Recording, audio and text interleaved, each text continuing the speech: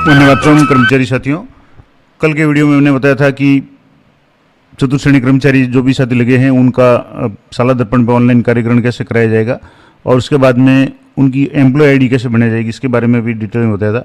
आज के वीडियो में बात करेंगे कि चतुर्थ श्रेणी कर्मचारी है उनको कितना मानदेय मिलेगा, प्रोबेशन काल में कितना मिलेगा, किन किन कटौती की कौन कौन सी होगी, एसआई की होगी, जीपीएफ की होगी, आरजीएसएस की होगी या नहीं होगी, कितनी होगी, और उसके बाद में जब इनका 2 साल बाद में प्रोबेशन पूरा हो जाएगा उसके बाद में उनको कितना मानदेय मिलेगा, ये सारी डिटेल्स आपको मैं आज की वीडियो में बताऊंगा। उससे पहले थोड़े से कल के वीडियो के बारे में बता दूं। कल कई साथियों ने वीडियो बहुत अच्छा चला, बहुत लोगों ने देखा, खास करके जो एम्प्लॉय आईडी बनाने का। अब इसमें एक दो जो इशू आ रहे हैं मैं आपको क्लियर कर दूं कि अगर एम्प्लॉय आईडी बनाते समय आपके डीडीओ के एचओ रोल में तीनों आने चाहिए, मेकर, चेकर और अप्रूवर। अब कई साथियों का कल फ़ोन भी आए, मेरे पास 1-2 आईडी भी आई जिनमें चेकर और अप्रूवर का रोल है, लेकिन मेकर का रोल है और अप्रूव का, लेकिन चेकर का रोल नहीं है। तो मेकर पे आपने आईडी बना ली और वो सीधे आपके अप्रूवर रोल पे नहीं जाएगी, उसके पहले आपको चेकर का रोल भी होना जरूरी है। तो इसके लिए आप अपने संबंधित कोष कार्यालय, ट्रेजरी, सब ट्रेजरी से संपर्क करके एचओ रोल में तीनों चेकर, मेकर, अप्रूवर ये तीनों आने चाहिए, तभी आपकी आईडी है वो होगी। उसके बाद में भी कई लोगों के फिर और समस्या आती है कि चेकर मेकर पे बना लिया, जो पूरा प्रोसेस आपके एम्प्लॉय आईडी का, उसके बाद में चेकर पे भेजा, उसके बाद में अप्रूवर, लेकिन अगर आप एचओडी सेलेक्ट नहीं करेंगे तो भी आपकी आईडी नहीं बनेगी। दूसरी बात, एचओडी आपने सेलेक्ट किया हुआ पहले से, जैसे पहले 2 मीना सोनगरम है मैडम है और एक और संजय धवन जी थे, अगर अभी तक उनको एचओडी के रूप में आपने वहाँ मैप किया हुआ है तो भी आपकी आईडी नहीं बनेगी। तो कल के मैंने वीडियो में डिटेल में बताया था कि उस आप जो एचओडी रोल में है, आपको शिक्षा विभाग की बात करें तो एचओडी रोल में आपको ज्योति बाला व्यास मैडम है उनको आपको सेलेक्ट करना है, तभी आपके जो आप आगे फॉरवर्ड करेंगे आईडी वो है वो हाथों हाथ उसकी आईडी है वो जनरेट हो जाएगी, अन्यथा आपके पड़ी रहेगी, आप वेट करते रहेंगे। जबकि नॉर्मली अगर आप सही तरीके से सारे डॉक्यूमेंट्स सही रखेंगे और मैंने बताया भी था कि आप जो भी डॉक्यूमेंट्स अपलोड करें वो कलर में करें, जैसे आधार है, जनाधार वगैरह जो भी डॉक्यूमेंट्स है कलरफुल है वो कलर में करें और स्पष्ट डॉक्यूमेंट अपलोड करें, ताकि आपकी तुरंत आईडी जैसे आप करेंगे आपके 1 घंटे 2 घंटे में आपकी आईडी बन करके तैयार हो जाएगी, अप्रूव हो जाएगी। लेकिन अगर कुछ कमी रहती है तो फिर आप 4-5 दिन 10 दिन भी कोशिश करेंगे तब भी नहीं बनेगी, क्योंकि अगर आपने एचओडी गलत सेलेक्ट कर लिया तो बनेगी नहीं कभी भी, आप कितनी कोशिश कर लें। तो ये सारी जानकारी तो मैंने आपको दे दी। आज बात करेंगे कि चतुर्थ श्रेणी कर्मचारी पद पे जिन कार्मिकों ने कार्यकरण कर लिया, आईडी बन गई, उसके बाद में जब पहले सैलरी बनेगी तो आपको बताए जो आदेश है, मैं आपको आदेश बता दूं। प्रोबेशन काल होगा 2 साल का। जो भी नए साथी सेवा में आते हैं तो राजस्थान सरकार में 2 साल का प्रोबेशन पीरियड, यानी जो परिवीक्षाधीन प्रशिक्षणार्थी के रूप में आप काम करें, यानी आपका प्रोबेशन होगा और प्रोबेशन में आपको L2 पे आपको 12,600 रुपये फिक्स मिलेगा। अब इनका प्रोबेशन के बाद में कितना मिलेगा वो मैं आपको आगे बताऊंगा। और 7th पे चार्ट आप देख सकते हैं, उसमें सारी डिटेल्स आपको मिल जाएगी। तो L2 का जो प्रोबेशन का है वो है 12,600। जैसे 3rd ग्रेड शिक्षक यानी तृतीय श्रेणी अध्यापक लिखते हैं तो उनका L10 है तो उसका 23,700 है। इस तरीके से 2nd ग्रेड का भी अलग है। इस तरीके से L2 यानी चतुर्थ श्रेणी कर्मचारी के लिए 12,600 रुपये प्रति माह इनको 2 साल तक मिलेगा। अब इसमें डी और HRA नहीं मिलता है। इसके अलावा इनकी कटौती किस किस की होगी, तो आरजीएसएस की कटौती होगी और जीपीएफ 2004 की कटौती होगी। उसके बाद में बात करेंगे एसआई की। तो अभी तक तो ये था कि जब 2 साल का प्रोबेशन पूरा हो जाए उसके बाद में आने वाले मार्च से एसआई की कटौती होती थी, लेकिन एसआई के बारे में एक नया आदेश मैं आपको बता दूं यहाँ से। जैसे ये जो आदेश है वित्त विभाग की तरफ से एक आदेश जारी हुआ था 12/6/2026 को, यानी अभी जून महीने में एक आदेश जारी हुआ था कि कोई भी कर्मचारी चाहे प्रोबेशनर हो यानी परिवीक्षाधीन कर्मचारियों को भी राज्य बीमा का कवरेज उपलब्ध कराने के उद्देश्य से एक आदेश जारी किया गया था, और जिसमें कहा गया था कि उनके जैसे नियुक्ति, जैसी भी नियुक्ति होगी, अब मान लो जैसे अभी नियुक्ति जुलाई में हो रही है ज़्यादातर चतुर्थ श्रेणी कर्मचारियों की, तो नियुक्ति के बाद आने वाले प्रथम मार्च से यानी मार्च 2027 से आपके पारिश्रमिक में से, यानी जो भी प्रोबेशन पीरियड में जो भी आपको मानदेय मिलेगा उसमें से आवश्यक रूप से 800 रुपये की फिक्स दर से प्रति माह एसआई की कटौती होगी, यानी राज्य बीमा की कटौती की जाएगी। और ये नियम है 1/4/2026 से प्रभावी होगी। तो इसका मतलब हुआ कि आपके मार्च 2027 में जो भी आपको 12,600 मिल रहे हैं उनमें जीपीएफ और आरजीएसएस के अलावा एसआई की भी कटौती होगी, और कितनी होगी, 800 रुपये होगी। उसके बाद में जब आपका प्रोबेशन पूरा हो जाएगा उसके बाद में जो नियमानुसार कटौती होगी वो भी आपको बता दूंगा। कटौती कितनी होती है वो सारी मैं आपको एक बार बता दूं। उसके बाद में आपको अभी लगते ही कितना पेमेंट मिलेगा, मानदेय मिलेगा और प्रोबेशन पूरा होने के बाद में कितना मिलेगा, संपूर्ण जानकारी मैं आपको इसी वीडियो में दूंगा। तो वीडियो थोड़ा लंबा होगा क्योंकि मैं एक एक चीज़ क्लियर करने की कोशिश करता हूँ। कई लोग शॉर्टकट में बताते तो कई नए लोगों को समझ नहीं आता है। मैं हमेशा ये प्रयास करता हूँ कि विद प्रूफ सारी चीज़ें आपको क्लियर बताऊँ। तो पहले तो बता दें 7th पे चार्ट के बारे में। तो ये 7th पे चार्ट है, इसमें ये है फिक्स के लिए। तो फिक्स के लिए जैसे L2 पे आप हैं, मान लो L2 पे है तो इनके लिए 12,600 रुपये मानदेय मिलता है। और जिसके मान लो L8 है, जैसे कंप्यूटर निर्देशक वगैरह है, उनकी L8 है तो उनको 18,500 मिलता है। तृतीय श्रेणी अध्यापक है, L10 है तो उनको 23,700, L11 यानी सेकंड ग्रेड है तो उनके लिए 26,500 मिलता है। और L12 में अगर कोई व्याख्याता लगते हैं तो उनको 31,100, ये इनका फिक्स है। अब ये तो हो गई प्रोबेशन में, यानी fix remuneration with effect from 1/1/2017, यानी प्रोबेशन काल में ये मिलेगा। अब बात करेंगे कि अगर आपके प्रोबेशन पूरा हो गया तब आपको क्या मिलेगा, कितना वेतन मिलेगा। तो आपको पता है, यहाँ मैंने बताया था कि आपका जो है वो L2 में 12,600 तो अभी है, लेकिन L2 है तो जैसे ही आपका प्रोबेशन पूरा हो जाएगा, यहाँ इसको मैं और थोड़ा सा जूम करके बता देता हूँ। यहाँ से L2 पे आप जाएंगे और L2 की शुरुआत का जो बेसिक है वो है 17,900। तो प्रोबेशन पूरा होने के बाद आपको जो मूल वेतन मिलेगा, बेसिक मिलेगा, वो होगा 17,900। और इस पे आपको उस समय की जो भी रेट होगी, अभी जैसे 60% डी है तो जो भी रेट होगी उसके अनुसार आपको डी मिलेगा। इसके बाद में 10% HRA मिलेगा जो सामान्य शहरों में। और अगर आप जयपुर, जोधपुर जैसे बड़े शहरों में 5 जो शहर है, अगर वहाँ रहते हैं तो वहाँ जो HRA की दर है वो 20% है। तो फिर 17,900 का 20% आपको HRA मिलेगा। ये तीनों मिलेंगे। इसके अलावा वर्दी अलाउंस भी मिलेगा। इसके अलावा अगर आप चतुर्थ श्रेणी कर्मचारी के रूप में किसी दूसरे डिपार्टमेंट में है, जैसे हेल्थ डिपार्टमेंट है, मेडिकल डिपार्टमेंट वगैरह, उनमें अगर काम करते हैं तो वहाँ अगर अलग से कोई अलाउंसेज मिलते हैं तो भी आपको मिलेंगे। और जैसे वर्दी भत्ता है, तो वर्दी भत्ता जो पहले 1,650 रुपये लगभग मिलता था, अब इसको बढ़ा करके मैं आपको बता दूँ, वर्दी भत्ता भी सरकार ने बढ़ा दिया है। तो जैसे अलग अलग है, जैसे नर्सिंग स्टाफ के लिए जो वर्तमान दर जो थी 2250, अब इसको बढ़ा करके 2750 कर दिया है। सचिवालय में अगर कोई जमादार है तो उनको भी 2750, अन्य विभागों में जमादार है। अब चतुर्थ श्रेणी की बात करें तो चतुर्थ श्रेणी कर्मचारी को 1,650, 1,650 रुपये जो मिलता था वर्दी भत्ता, अब इसको बढ़ा करके 2,000 कर लिया है। इसी तरीके से महिला चतुर्थ श्रेणी कर्मचारी है, उनको 1,950 रुपये पहले जो वर्दी भत्ता मिलता था उसको बढ़ा करके 2,350 रुपये कर दिया। तो इस तरीके से ये जो वर्दी भत्ता है ये भी इसकी डेट है। और ये जो डेट है ये 23-24 से प्रभावी है, यानी राजस्थान के जो भी कर्मचारी हैं उनके लिए। तो ये वर्दी भत्ता आपको ज़्यादातर मामलों में प्रोबेशन पूरा होने के बाद मिलता है। कुछ मामला हो सकता है कि जहाँ वर्दी पहनना आवश्यक हो वहाँ प्रोबेशन में मिल जाए, लेकिन सामान्य रूप से प्रोबेशन पूरा होने के बाद में ये आपको वर्दी भत्ता मिलेगा।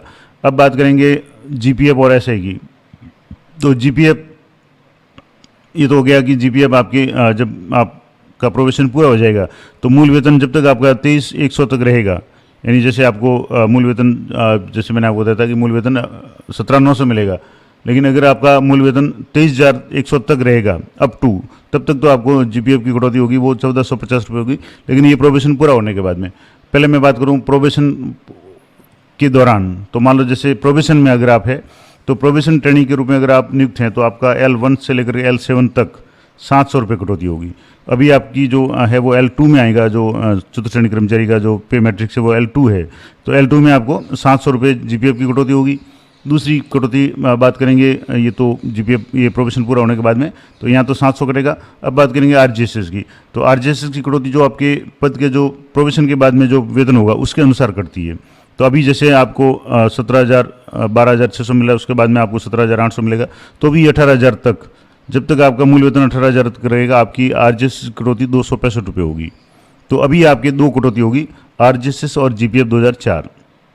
उसके बाद में एक मार्च का मैंने आपको आदेश बता दिया कि जैसे ही आपका मार्च महीना सैलरी का शुरू है, यानी आपकी सर्विस में प्रथम मार्च महीना जो आएगा, अभी जैसे अभी आप करेंगे तो आपके लिए मार्च 2027 में आपके 800 रुपये की कटौती और होगी। इसके अलावा GPF की कटौती और ये जारी रहेगी। तो चार्ट के द्वारा मैं आपको बता दूंगा कि आपको कितना मानदेय मिलेगा। इसके अलावा और कोई कटौती जैसे मैंने आपको बता दिया, फिक्स है 12,600, उसके बाद में 7th पे के हिसाब से आपको प्रोबेशन पूरा होने के बाद में 17,900 मिलेगा। SI की कटौती मैंने आपको पहले बता दी कि अगले आने वाले मार्च से आपकी 800 रुपये कटौती होगी। तो इन सब चीज़ों को देखते हुए मैं आपको एक टेबल के माध्यम से पूरा डिटेल में आपको समझा देता हूँ कि जैसे मान लो अभी आपको 12,600 मिलेगा, इसमें DA नहीं मिलेगा। मैं आपको पूरा एक PDF ग्रुप में समझा देता हूँ। जैसे अभी 12,600 मिलेगा उसके बाद में डी आपको जीरो है, HRA जीरो है, टोटल आपको मिलेगा 12,600। ये तो आपके बनेगा। अब इसमें SI की कटौती अभी जीरो होगी, GPF 2004 की कटौती 700 होगी, क्योंकि मैंने आपको बताया कि प्रोबेशन काल में GPF की कटौती 18,000 तक आपका मूल वेतन है, तब तक आपके 700 कटेगा। उसके बाद में RGC से 18,000 तक है तो वो 265 रुपये कटेगा, तो आपकी कुल कटौती हो जाएगी 965 रुपये। तो 12,600 में से 965 रुपये जब कटौती होगी तो आपको वेतन जो मानदेय मिलेगा प्रोबेशन काल में वो होगा 11,635। ये सामान्य बात है। अब इसमें लगभग तो यही है, उसमें कोई सरकार अगर बदलाव कर देती है तो अलग बात है। अब बात करेंगे मार्च महीने में। जैसे मैंने कहा कि मार्च महीने में आपके 800 रुपये SI की कटौती और ऐड हो जाएगी, तो मार्च महीने तक आपको जो अब 2 साल पूरे होंगे उस समय तक 12,600 रुपये फिक्स मानदेय मिलेगा, DHRA मिलेगा नहीं, तो टोटल मानदेय हो गया 12,600। अब इसमें से आपके SI की कटौती आपके 800 होगी, GPF की 700 और RGS की 265। इस तरीके से कुल कटौती आपकी हो जाएगी 1,765 रुपये और आपको मिलेंगे 10,835 रुपये। तो ये तो होगी प्रोबेशन काल की बात। और प्रोबेशन में भी मार्च महीने के बाद में, मार्च महीने तक आपके SI की कटौती नहीं होगी। मार्च महीने से आपके SI की कटौती शुरू हो जाएगी, स्टेट इंश्योरेंस यानी राज्य बीमा की। अब उसके बाद में बात करेंगे 2 साल के बाद में, यानी जब आपका प्रोबेशन काल पूरा हो जाएगा। जैसे मान लो आप जुलाई 26 में ज्वाइन करें तो जुलाई 28 में आपका जब प्रोबेशन पूरा हो जाएगा तब आपको जो मूल वेतन मिलेगा वो 17,900 मिलेगा, क्योंकि मैंने आपको 7th पे चार्ट में आपको बताया कि 7th पे चार्ट के हिसाब से यहाँ 17,900 आपका मूल वेतन बनेगा। अब मूल वेतन में आज की तारीख से मैं बता रहा हूँ कि जैसे अभी 60% DA है। अब हालांकि जब आपका 2 साल बाद में प्रोबेशन पूरा हो जाएगा तो DA में बढ़ोतरी होगी, निश्चित रूप से होगी, क्योंकि अभी 60% है।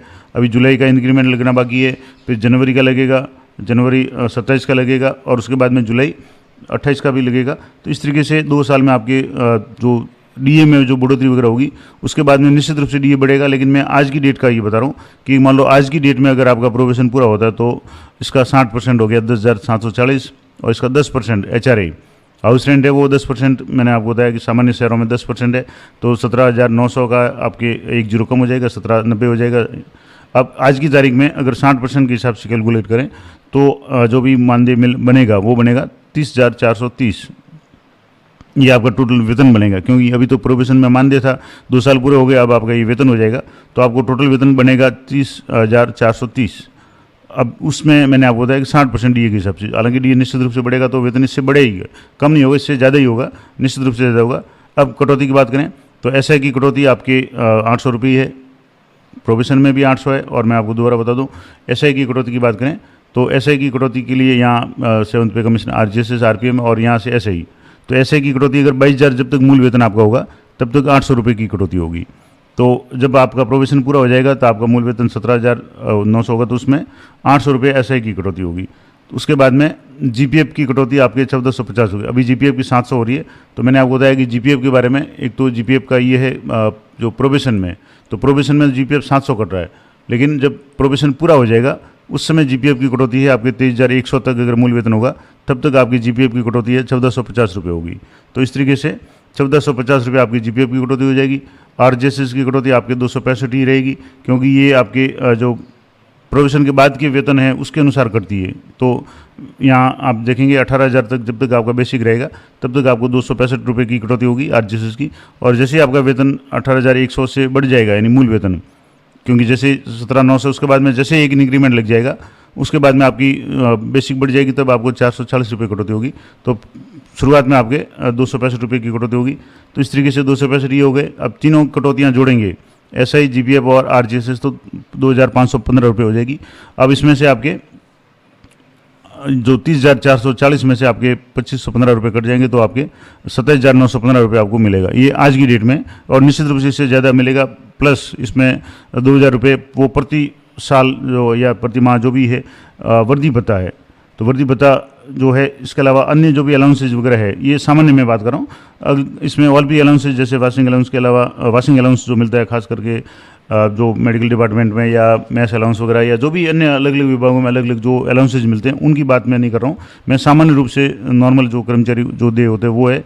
अब इसके अलावा जो भी आपको अलाउंसेज मिलेंगे वो आपके एक्स्ट्रा है। ये न्यूनतम मैं बता रहा हूँ कि इससे कम तो आपको नहीं मिलेगा। और इसमें भी आपके जो डीए है वो निश्चित रूप से बढ़ेगा, तो ये आपकी ज़्यादा ही होगा। तो ये पूरी मैंने आपको डिटेल में बताने का प्रयास किया कि अभी जब आपका जैसे सैलरी बढ़ाएंगे तो उसमें एक ध्यान ये रखें, आप खुद भी जो भी है या डीडीओ साहब जो भी हैं, जो भी FMS 3.0 का काम करते हैं, वो उनकी 2 कटौतियाँ GPF 2004 की और RGSS की निश्चित रूप से करें। उसके बाद में आने वाले मार्च से उनकी 800 रुपये की ऐसे की कटौती करनी पड़ेगी। उसके बाद में जब उनका प्रोबेशन पूरा हो जाएगा तो ये कटौतियाँ तो न्यूनतम होगी। अलाउंसेज में हो सकता है इनको जो वॉशिंग अलाउंस है, वर्दी भत्ता है या अन्य तरह का मैस अलाउंस वगैरह जिस भी डिपार्टमेंट में जो भी लागू होता हो वो मिलेगा, तो इनका मानदेय है वो निश्चित रूप से सैलरी है वो बढ़ जाएगी। तो ये पूरी डिटेल्स मैंने आपको बता दी। जानकारी अच्छी लगे तो वीडियो को लाइक जरूर करें, अधिक से अधिक लोगों के साथ में शेयर करें, और कोई भी कन्फ्यूजन है तो आप कमेंट कर सकते हैं। यथासंभव मैंने जो भी राजस्थान सरकार के जो सर्कुलर्स आए हुए हैं उनके बारे में या उनके आधार पे मैंने आपको बताया, ये जैसे सर्कुलर्स है ये सारे राजस्थान सरकार का ऑथेंटिक है। इसके बाद में यहाँ से प्रोबेशन में भी ये वित्त विभाग का आदेश है, 2022 का आदेश है। यहाँ आपके मैंने आपको बताया ये भी जो आदेश जारी हुआ है। इंश्योरेंस के बारे में मैंने आपको बता दिया कि 800 रुपये जो मार्च है, ये भी वित्त विभाग का आदेश है। और 7th पे कमीशन का जो चार्ट है ये आपके पास में होगा, कहीं भी आप चेक करेंगे ऑनलाइन आपको मिल जाएगा। तो सारी जानकारी मैंने आपको ऑथेंटिक जानकारी देने का प्रयास किया है। फिर भी अगर कोई कन्फ्यूजन है तो जो भी विभागीय निर्देश है, और समय समय पर मैंने आपको कहा कि DA HRA की डेट्स वगैरह अगर बढ़ती है तो आपका निश्चित रूप से बढ़ेगा, कम होने की कोई संभावना नहीं होगी। तो जानकारी अच्छी लगी तो वीडियो को लाइक करें, अधिक से अधिक साथियों के साथ में शेयर करें। मिलते हैं नेक्स्ट वीडियो में, तब तक जय हिंद, जय भारत।